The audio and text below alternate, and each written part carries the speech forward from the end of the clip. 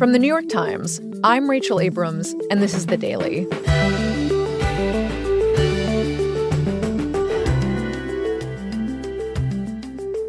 In recent weeks, the Trump administration has deported hundreds of Venezuelan migrants by quickly labeling them as gang members and foreign enemies, boarding them on planes to El Salvador, and sidestepping their rights to a court hearing where anyone might be able to scrutinize the claims made against them. As a result, very little has been known about who these men are or how they were targeted by immigration officials, until now. Today, my colleague Julie Turkewitz explains who was actually on those planes and the secretive process that led to their deportations. It's Wednesday, April 23rd.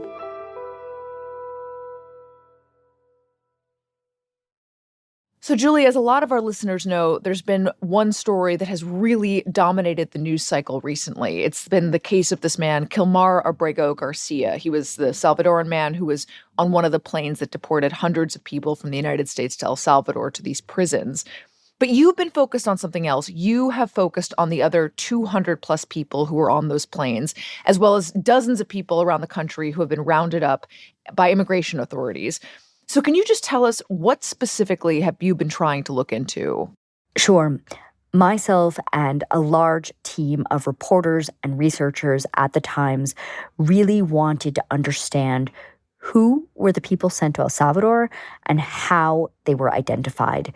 These are people who weren't just deported.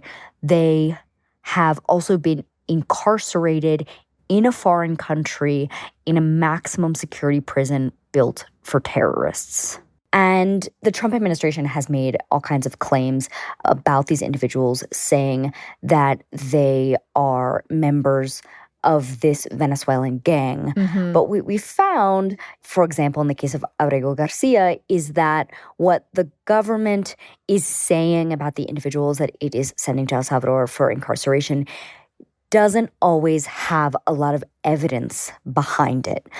And so it was important to kind of dig into who these people are and if they are, in fact, members of a gang, as the Trump administration says they are, because if that is not true, it opens up all kinds of questions about who else could be identified with very little evidence as a member of a gang and sent to a prison in a foreign country for a year or years to come. So you mentioned gang affiliations. That was one of the things on the government's agenda in terms of why it targeted these people. Can you just talk about that a little bit more? Remind us, what did the government say specifically in its accusations against some of these people? So right around the time that the Trump administration is sending these men to El Salvador, the administration's border czar, Tom Homan, comes out and says these individuals are all members of the Tren de Aragua. Mm-hmm. Now, the Tren de Aragua is this Venezuelan gang that has morphed into a transnational criminal organization, but until recently was not really considered a big deal in the United States. And then earlier this year, the Trump administration declares the Tren de Aragua to be a foreign terrorist organization that is working with the Venezuelan government. And not only that, but the administration says that this gang, in collaboration with the Venezuelan government, is perpetrating an invasion of the United States. Wow. Now, this is really debatable because we don't have evidence that this group has arrived in the United States in very large numbers. And whatever connection they might have with the Venezuelan government is not proven. But what the Trump administration is doing is claiming that there is an invasion so that it can invoke this 18th century law called the Alien Enemies Act that allows the Trump administration to swiftly deport individuals who are part of a nation that has invaded the United States or is at war with the United States. Swiftly deport meaning like no due process, no time in court. Correct. Now, the Supreme Court, after the initial flights of 238 men went to El Salvador, said that no, going forward, the Trump administration must allow some kind of due process to these men. It must notify these men that they are being targeted, that they've been identified as alien enemies, and it must allow them an opportunity to fight that claim before they're deported.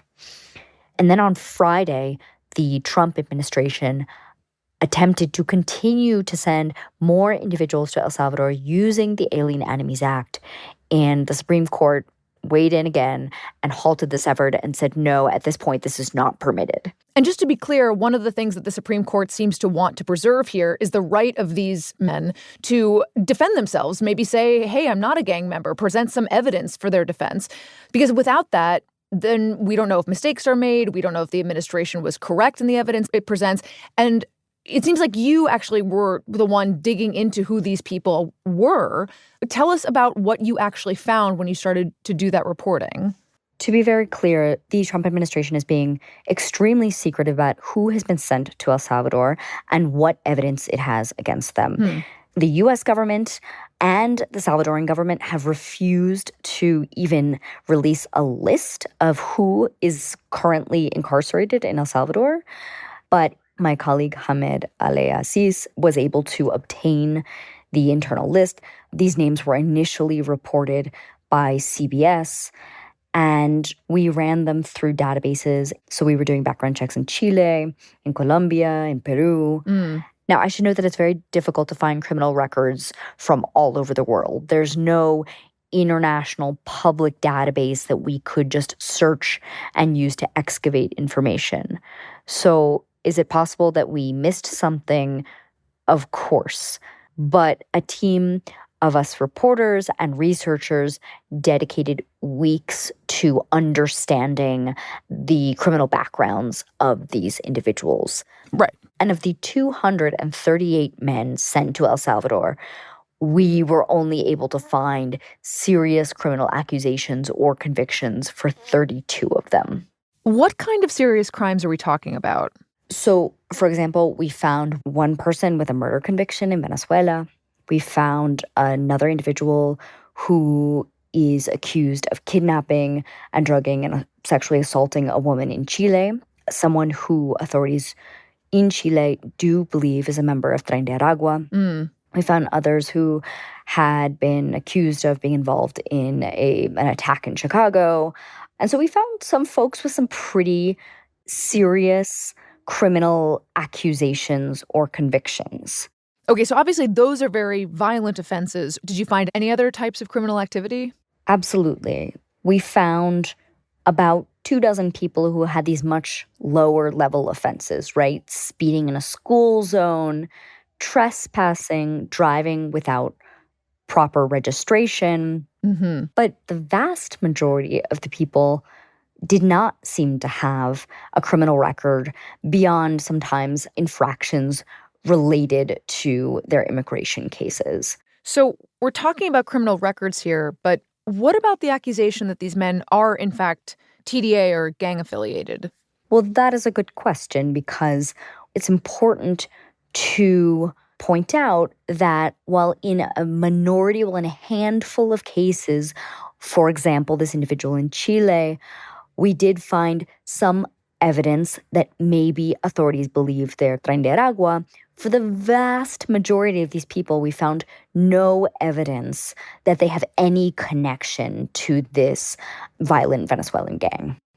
But as we spoke to families of many of the men on those planes, we started to find a few common traits that appear to have led them to be targets for deportation. One person who I spent a lot of time speaking with his family is Arturo Suarez. Arturo left Venezuela in 2016. He had participated in anti-government protests in 2014, sort of calling for change in Venezuela, and eventually decided, because of the political situation, because of the economic situation, to move to Colombia. Then he moved to Chile. In Chile, he meets his wife, another Venezuelan, a woman named Natalie. Hello. Hola, Natalie. ¿Cómo estás? Habla Julie, la reportera. I spoke with Natalie this month, She told me a little bit about him. Él tiene más de 10 años dedicado a su música. He, in Chile, worked installing these sort of large-scale refrigerators, but his real passion and what people really know him for, what his friends, his family know him for, is his music. And as a part of his sort of growing music career, he had a lot of tattoos. Tiene una palmera, tiene un colibrí en el cuello con cosas musicales. Some of them are sort of aspirational, inspirational. One of them is this hummingbird on his neck. And another is a phrase that his family sort of describes as emblematic of his outlook. And it says, "The future is bright." Money is tight, and eventually Natalie gets pregnant. And they decide that Arturo is going to go to the United States. And the idea is that he's going to go to the United States. You know, in the worst case scenario, I earning dollars to sort of assist my growing family. Maybe my wife comes to join me. Maybe I go back to Chile. In the best case scenario, I meet all kinds of amazing producers. And, you know, my career really takes off in the US, where there's really just an opportunity to become like a global superstar, as opposed to Chile, where you're sort of relegated to a much smaller stage. So how does he eventually get into the U.S.? So he enters the country in September of 2024. He enters using this application called CBP-1. This is this Biden-era application that allowed people, and many Venezuelans took advantage of this, to present themselves at the U.S. border and essentially ask for the opportunity to come in and make a case that they should be able to stay. And actually, once Arturo gets into the country, he's starting to make some money, and he and Natalie decide that eventually he's going to save up and he's going to go back to Chile. But he never gets the opportunity to make that trip back. Why? What happens? So on February 8th, he arrives at this house in Raleigh to film a music video. And that is where he is apprehended by immigration agents. Nos enteramos que estaba detenido. Y ahí lo iban a mandar a por el tema migratorio. No tenía ningún cargo ni nada. Ningún cargo delictivo, nada. According to his family, immigration authorities tell him that he's being detained due to his immigration status. He is sent to a detention center in Georgia. He's able to make phone calls. His wife Natalie is in touch with him. But after about a month in this detention facility, Arturo tells his wife, No, bueno, yo voy a pedir deportación. Yo voy a pedir deportación. Yo me quiero ir de aquí. Porque esto es por tema migratorio, Nata. Yo no voy a pelear nada porque... that he actually wants to be deported, that he's ready to sort of have this nightmare be over, and that it's way better to be back in Venezuela or back in Chile than to be in a detention center in the United States. And so on March 14th, he calls her and he tells her that he will probably be deported the next day. Le dijeron que lo iban a deportar a Venezuela. I've been told by American authorities that I am being sent back to Venezuela. Y yo, bueno, súper contenta, súper tranquila, porque por fin iba a ser libre. Natalie tells me that she's just so filled with relief. And he sends a text that night saying, Te amo, pronto vamos a estar juntos para siempre. I love you. We'll soon be together forever. But after that message is sent, about a day passes, and Arturo is silent. He essentially disappears, and Natalie starts to get really nervous. And on March 16th, when Arturo has not showed up in Venezuela, Natalie turns to Google. And on her phone, she types into this little search box, deportations to Venezuela. And what pops up are these photos of Venezuelan men deported and incarcerated in El Salvador.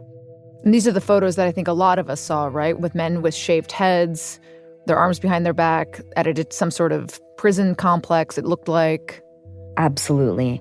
She sees this photo with this sort of sea of men wearing these sort of white prison outfits on the ground, sort of hunched over in a sort of identical form. And Y lo reconocí por el tatuaje del cuello, aunque no se le ve muy bien, lo conozco como nadie y lo reconocí. she zooms in, sees the hummingbird tattoo, and realizes that one of them is her husband. We'll be right back.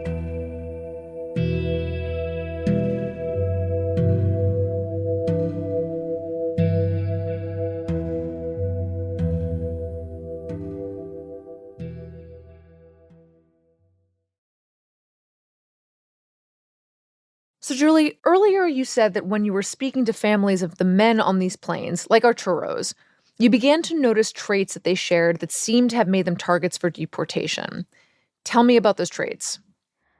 So earlier this year, the Department of Homeland Security issued a internal guideline called the Alien Enemy Validation Guide. And this guide gives us a window into how the Trump administration is identifying supposed members of the Tren de Aragua. This guide instructs officials to use a point system to grade suspected members of the gang. Once someone gets 8 points, they become a, quote, validated member of the gang, and therefore an alien enemy who can be subject to this kind of deportation. And of course, we know that these folks are not just being deported, but also incarcerated. Wait, so a point system, like if you get enough points, the government says you are a gang member? Do I have that right? Correct. That's exactly how it works. Can you just explain that a little bit? Like, how are the points actually assigned and what do you accrue points for? So this document instructs officials to give individuals 2 points if they are discovered to have lived with a member of the Tren de Aragua, 2 points for being photographed with a member of the group, 2 points for using social media to display symbols, unclear what those are, of the gang. And most important, the document instructs officials to give 4 points for having tattoos denoting membership in the Tren de Aragua, and another 4 points for displaying, quote, dress known to indicate allegiance to the gang. And that kind of dress includes high-end urban streetwear, and it includes wearing sports gear from U.S. sports teams with prominent Venezuelans on them. I mean, this strikes me as like not foolproof. I mean, is this point system that is used by law enforcement in this case to identify gang members, is this typical? Is this unheard of? Can you put this into context for us? So U.S. law enforcement has used tattoos in the past to identify members of a gang. And that is because there are some transnational gangs that have a presence in the United States, like MS-13, that use tattoos as identifiers of membership. You know, we've seen these sort of big MS-13 tattoos. The problem is that a member of our team in Venezuela spoke with 5 different experts on the Tren de Aragua. These are people who have been working with this group for years, police officials, academics, and a journalist who wrote a book about the Tren de Aragua. And all of them say that Tren de Aragua does not use tattoos as a marker of membership. And while there may be many gang members who have tattoos, there are also many young Venezuelan men who have tattoos. Mm-hmm. And were tattoos one of the common denominators you were finding among these men? We spoke with families and a couple of lawyers for 30 of the men who were sent to El Salvador.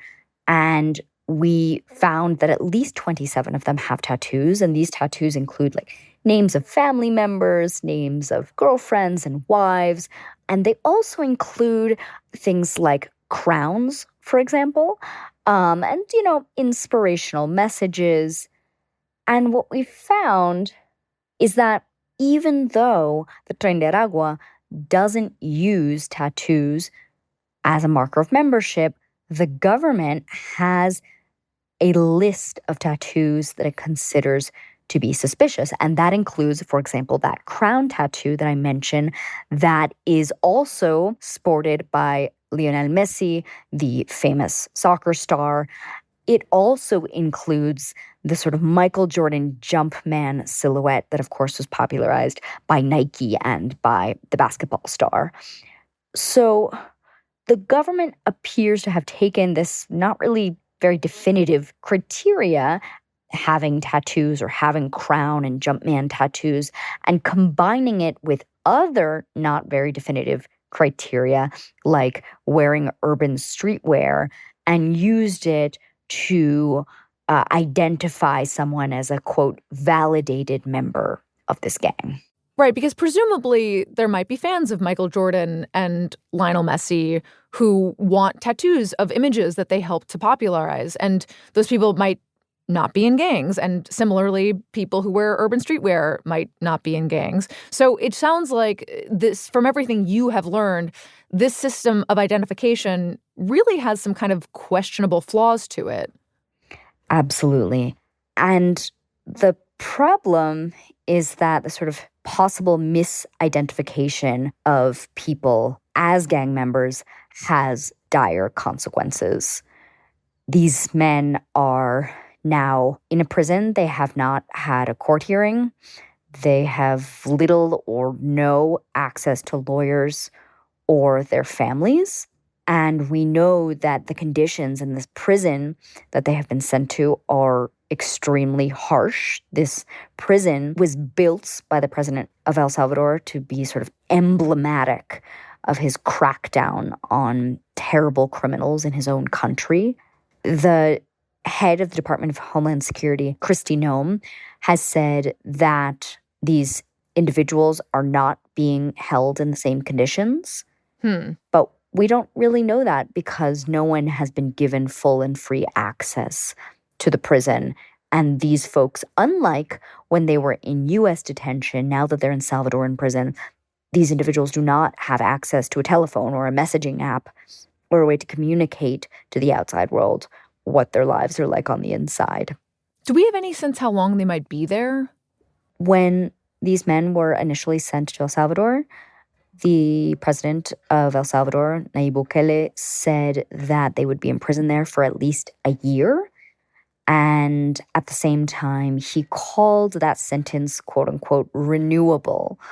But what we've seen since is that Kristi Noem, the head of the Department of Homeland Security, has come out and said that she believes these individuals should be held in the prison for the rest of their lives. Julie, I feel like it's totally fair for us to point out that these deportations might have been extremely flawed, that these conditions might be extremely harsh.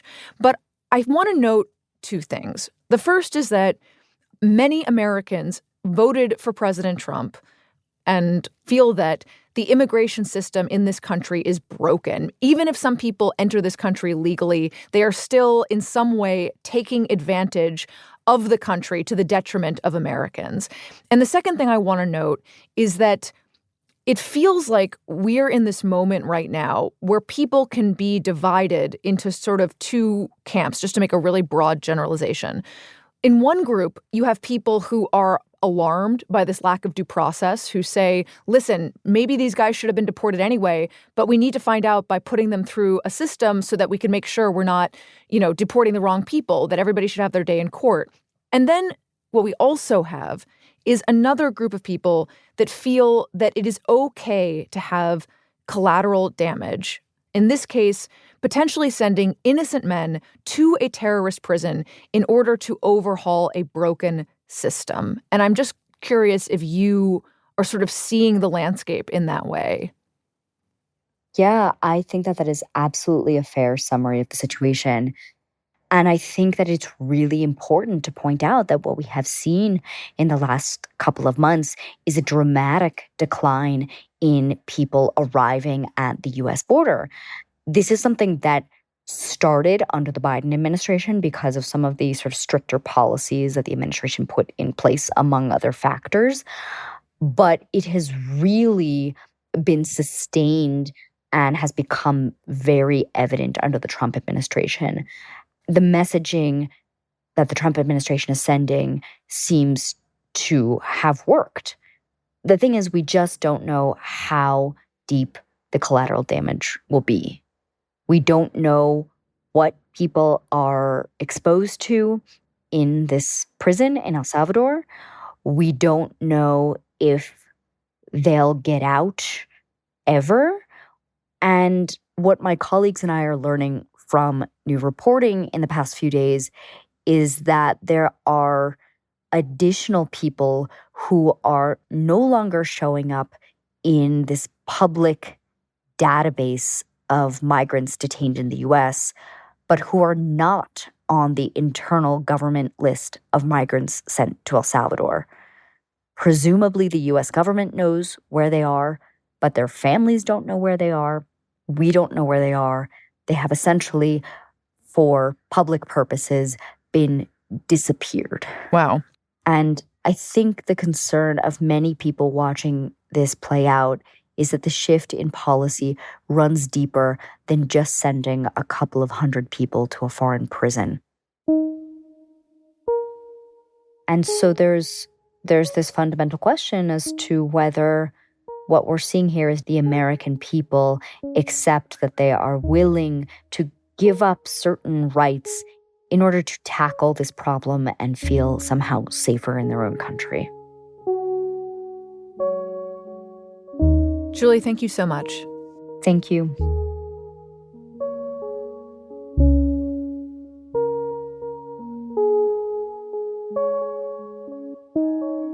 We'll be right back.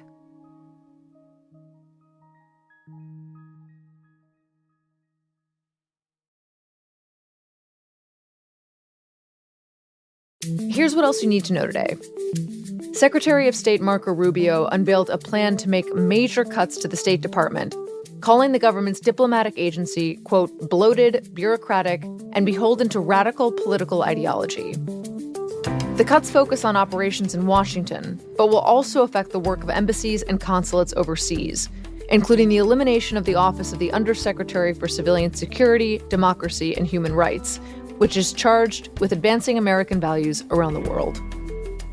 And the executive producer of 60 Minutes, the Tiffany brand of American television journalism, resigned on Tuesday, saying that he was no longer allowed to run the show the way that he always had and make independent decisions. The producer, Bill Owens, is only the third person to hold his position in the show's 57-year history, and his departure marked a new period of turmoil for CBS News and 60 Minutes, which is facing a $10 billion lawsuit from President Trump. Today's episode was produced by Carlos Prieto and Caitlin O'Keefe, with help from Jessica Chung and Will Reed. It was edited by Liz O'Balin with help from Maria Byrne and Michael Benoit. Contains original music by Pat McCusker, Alicia Baitup, and Dan Powell, and was engineered by Chris Wood. Our theme music is by Jim Brunberg and Ben Landsberg of Wonderly. That's it for The Daily. I'm Rachel Abrams. See you tomorrow.